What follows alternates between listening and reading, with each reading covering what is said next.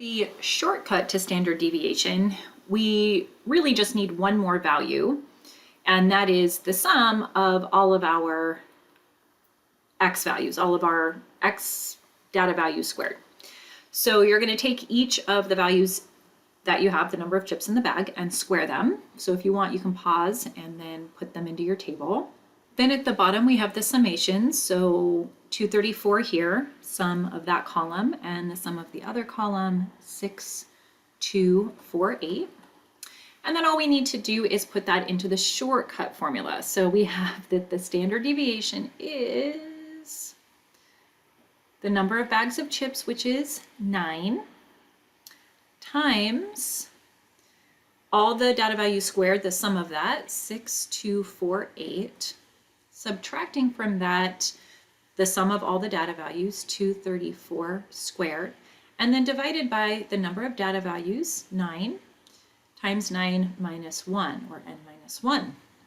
Now if you do this, what should come out, you should be able to put this all into the calculator at one time. You can watch the end of the last video for me to remind you how to get your square root to come up in the fraction. You should get the square root of 20.5, which is the 4.52769, so on and so forth from the other method. It's just this is not as intuitive. It's not really looking at each data value and subtracting the mean. It doesn't use the mean at all, which is really by definition what standard deviation is a measure of. So we get 4.5 chips, and notice that that is the same as the other answer. So there you go. And the last question here, if you bought a bag of chips every day, would you prefer to have a small or large standard deviation between bags? Now, unless you really like to live on the edge, you'd probably prefer a small standard deviation for your bags of chips from Doritos, because what that means is there would be a smaller, you'd have more consistency between bags, meaning that the smaller the standard deviation, the more the data values are going to be near each other. They're going to have, approximately the same. If you had a data set of all the same values, your standard deviation would be 0, because the mean would be whatever that thing is, whatever that number is, and how much every value deviated from the mean would be that value minus the mean, and that's just 0. So the more the data values vary from the mean, the higher the standard deviation. So now we'll do a standard deviation from a frequency distribution. As you can see, the formula looks pretty scary, but there's a relationship between this and the one 2 pages ago, which you might want to check out. Notice we're back to the weight of the babies. We've got these babies again. They're coming back. And we're going to be using the column for class midpoint and F times X, the frequency times the class midpoint, which comes from the table in section 3.1. So you can go back to that table if you want, pause it and put all the values in. That's what I'm going to do now. So this is already information that we have. The only new thing we need is taking all of the frequencies and multiplying by the class midpoint squared.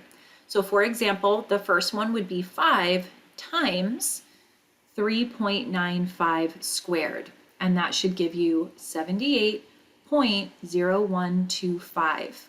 Make sure you don't go 5 times 3.95 and then square the whole thing. The only thing that gets squared is the class midpoint. The second one would be 32 times 5.95. That's going to be 1132.88. And then see if you want to pause and see if you can get the other values, and then check and see if you're right.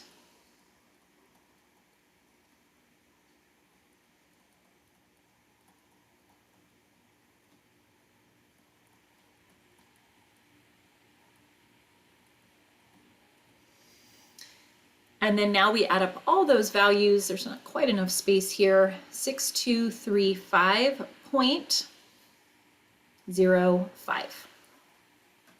Now, in order to find the standard deviation, we just take the values from this table and put them in to our formula.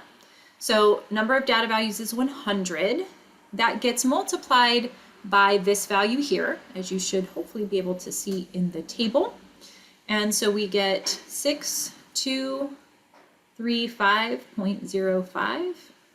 And we subtract then the value here, which we're going to square. So 767 squared divided by then 100 times 100 minus 1. So hopefully you can get that all into your calculator. You can do it in steps if you want. If you do it in, say, 2 steps, you should have 35216 divided by 9900, and that will give you 1.886046,589, which, because the weights of the babies were given as something point something, we want one more decimal place. So we'll say 1.89, and that is pounds. So the standard deviation for these babies is a 1.89 pounds. Sorry, there is a FedEx truck outside. Don't think it's anything for me, but remember that for the random question on your video quiz. Now, the last thing we need is just standard deviation squared, which is variance. We're going to have 35216,9900, and that, so let me explain that. I am squaring something that has a square root, and squaring and square root are opposite operations, and so that's why the square root is gone when I square the standard deviation. And that will give us 3.56, and that's pounds squared. So that is the standard deviation from a frequency distribution table. A lot there, but it follows the formula. Okay, now I'm going to talk about the range rule of thumb. So you might say, man, finding the standard deviation is like a lot, and I don't love it. And if that's you, well, there is a, let me write it over here, a range rule for the sample standard deviation. And basically what it is, it's a way to kind of estimate the standard deviation, but it's not exact in any way. It's a very loose estimate. But the range rule for that standard deviation is taking the max value, subtracting the minimum value, and dividing by 4. So you're kind of splitting up your data set into 4 pieces, and they're saying that each one of those pieces should be about a standard deviation. So here we have 10 of the busiest airports. We've got some sample data here. It's the Wi-Fi speed. So in order to answer the question that we have here, our question is basically about, is the Wi-Fi at this new airport, is it just like so amazing? And so it's asking us about 60.8 megabytes per second. Is that like some amazing free Wi-Fi? So we take some data from some other airports, and by definition, data are considered significantly low if you have a data value like 60.8, which is less than 2 standard deviations from the mean of some data set. And conversely, we have that data are significantly high if the data value is the mean plus 2 standard deviations or higher. So because of that, the way to answer this question about some new airport's Wi-Fi speed is to do this. And because we want to know if it's high, we really just need to do this. So even though this is population, this works for sample data as well. So the idea here is we need the standard deviation and we need the mean. And again, it can be population or sample data. But if we don't want to have to figure out the standard deviation, we use this range rule. So we find the max Wi-Fi speed here. It looks like it's the 78.2. And we find the lowest for this data set, which is 22.9. That does not seem very fast. And we divide it by 4. And that tells us that the standard deviation for this data set is about 13.825 megabytes per second. It's just an estimate so that we don't have to go through the rigmarole of finding the actual standard deviation. Now, we also need the mean. So if you take this, all these Wi-Fi speeds for these 10 busiest airports, you should add them together to get 427.3, and then you divide by 10, and that's going to give you 42.7. So the mean speed for these 10 airports is 42.7. The standard deviation for these 10 airports is the 13.825. Again, this is all megabytes per second. So the idea here is, if in fact this new speed of Wi-Fi is more than 2 standard deviations, which is a measure of how much the data values vary from the mean.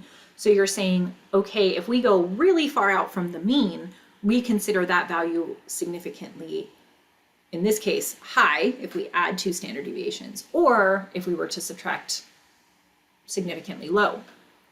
So the way to answer this question is to say that it would be high, significantly high, if you have your 42.7, that's your mean, plus 2 standard deviations. And this will, as we do more things, make more sense. And that gives you 70.3. So the point is that tells us that our usual values, so data that are not significant, would be the data values that are usual. Those would have to be less than 70.3. Now you could also do, just to show you, data values that would be considered significantly low would be 42.7 minus 2 times the 13.825. And if you do that, you'd get 15.1. So it tells us that data values for these, airport Wi-Fi speeds that would be considered usual would be anywhere from 15.1 to 70.3. We wouldn't consider it unusual if an airport had anything within that compared to this sample.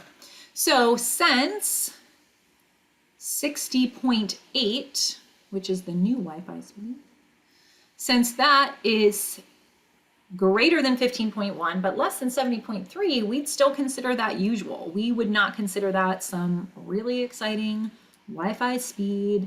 No. So I have in my notes, sorry airport, your Wi-Fi speed is not significantly high. Still within the usual normal range of values.